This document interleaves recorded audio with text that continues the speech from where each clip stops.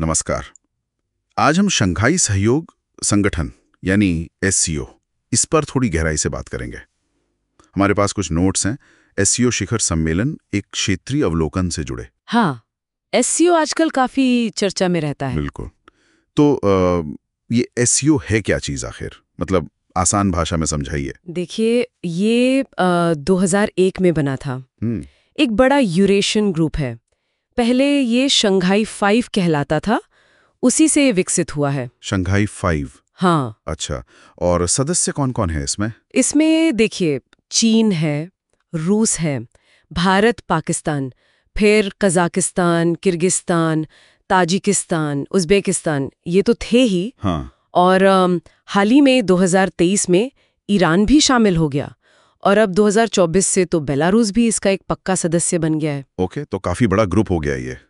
अच्छा, इसका मकसद क्या है? मतलब ये सब देश साथ क्यों आए हैं? हाँ, देखिए, इसका मुख्य मकसद तो यही है कि सदस्य देशों के बीच में राजनीति, अर्थव्यवस्था, संस्कृति, इन सब क्षेत्रों में सहयोग बढ़ाया जाए। बहुत बड़ा फोकस आतंकवाद पर भी है। आतंकवाद? अच्छा। हाँ, रैट्स नाम की एक बॉडी है इनकी, रीजनल एंटी टेररिस्ट स्ट्रक्चर।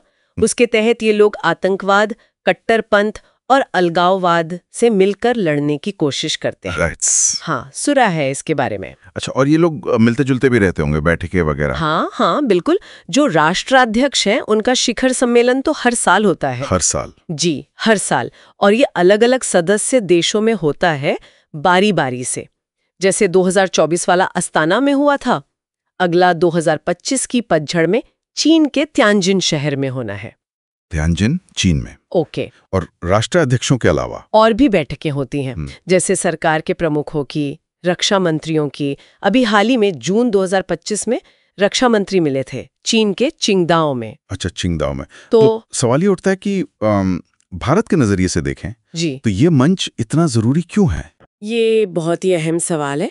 देखिए, एससीओ भारत के लिए एक ऐसा मंच है जहां वो अपने सबसे महत्वपूर्ण पड़ोसियों से, मतलब चीन, रूस, पाकिस्तान, इन सब के साथ एक ही टेबल पर बैठकर बात कर सकता है। एक साथ? हाँ, एक साथ, एक औपचारिक ढांचे के अंदर। ये अपने आप में एक बड़ी बात है ना? हाँ, ये तो है। और जब ये पड़ोसी साथ बैठते हैं तो जाहिर है सुरक्षा, आतंकवाद, ये मुद्दे तो आते ही होंगे। शायद यहीं पर रैट्स का रोल आता है। बिल्कुल सही।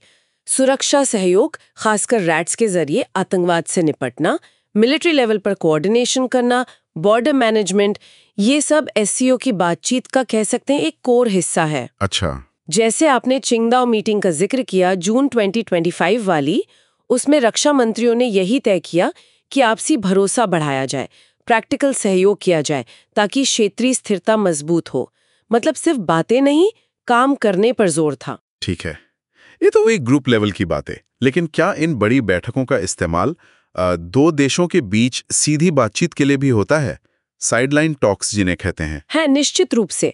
असल में कई बार तो ये जो साइडलाइन द्विपक्षीय मुलाकातें होती है ना, वो ज्यादा महत्वपूर्ण साबित हो जाती हैं। अच्छा, जैसे मिसाल के तौर पर? जब भारत के रक्षा मंत्री चिंगदाओ गए थे, तो उन्होंने चीन के साथ अलग से बात की। अच्छा। और उसमें उन्होंने सीमा पर पीछे हटने की प्रक्रिया पूरी करने, विश्वास बहाली के उपाय करने, पुराने समझौतों का सम्मान करने, हाँ। और यहाँ तक कि कैलाश मानसरोवर यात्रा को फिर से शुरू करने जैसे मुद्दों पर भी जोर दिया। बिल्कुल।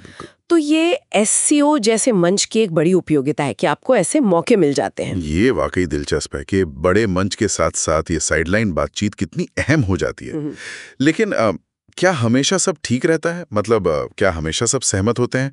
क्योंकि सुनने में आया था कि हाल में कुछ मतभेद भी हुए। हाँ, ये सच है, और यहीं पर एससीओ की जटिलता सामने आती है। देखिए, हालिया जो रक्षा मंत्रियों की बैठक हुई, उसके बाद एक संयुक्त बयान जारी होना था। हाँ। लेकिन भारत ने उस पर दस्तखत नहीं किए। क्यों? वजह बताई गई आतंकवाद के जिक्र को लेकर मतभेद। कुछ रिपोर्ट्स के मुताबिक भारत का मानना था कि पाकिस्तान और चीन मिलकर आतंकवाद पर जो कड़े शब्द इस्तेमाल होने चाहिए थे, उन्हें डाइल्यूट करने की, मतलब हल्का करने की कोशिश कर रहे थे। ओहो, तो मतलब आतंकवाद जैसे मुद्दे पर भी एक राय नहीं बन पाई। बिल्कुल। ये सिर्फ एक बयान पर असहमति नहीं थी। ये दिखाता है कि आतंकवाद जैसा मुद्दा, जो कि एससीओ का एक मुख्य फोकस माना जाता है, उस पर भी सदस्य देशों, खासकर आप देखें तो भारत, पाकिस्तान और चीन के बीच कितने इतने गहरे मतभेद हैं। तो इसका मतलब ये हुआ कि सहयोग की बातें तो ठीक हैं, लेकिन जब असली मुद्दों पर, राष्ट्रीय हितों पर बात आती है तो एकता मुश्किल हो जाती है। ये तो एससीओ की प्रभावशीलता पर ही सवाल उठाता है ना, कि क्या ये संगठन अपने लक्ष्य हासिल कर भी पाएगा। ये सवाल बिल्कुल जायज़ है और ये हमेशा बना रहता है। लेकिन इसके बावजूद ये मानना पड़ेगा कि एससीओ बातचीत और संपर्क बनाए रखने के लिए एक ज़रूरी प्लेटफॉर्म बना हुआ है। कम से कम ये एक ऐसी जगह है जहां ये सभी नेता नियमित रूप से मिलते तो हैं। ये भी अपने आप में कम नहीं है। सही कहा। तो चलिए आज की बातचीत को समेटते हैं। मुख्य बातें क्या रहीं? एससीओ सुरक्षा, अर्थव्यवस्था, कूटनीति, इन सब पर क्षेत्रीय सहयोग और बातचीत का एक अहम मंच है। हाँ, बैठकें अलग-अलग स्तरों पर होती हैं, शिखर सम्मेलन सालाना होता है। हाल की रक्षा बैठक ने स्थिरता पर फोकस दिखाया। भारत इस मंच का इस्तेमाल महत्वपूर्ण द्विपक्षीय चर्चाओं के लिए भी करता है। बिल्कुल। भले ही कभी-कभी, जैसे संयुक्त बयान वाले मामले में देखा, असहमति भी हो जाती है।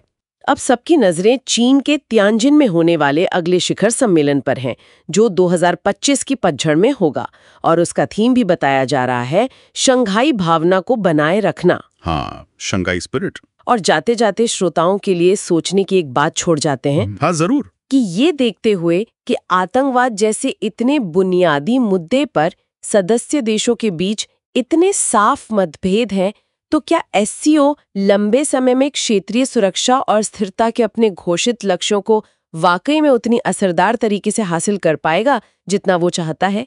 ये एक बड़ा सवाल है जिस पर आगे भी नजर रखनी होगी। बिल्कुल, ये एक अहम सवाल है। चलिए इसी के साथ आज की चर्चा यहीं समाप्त करते हैं।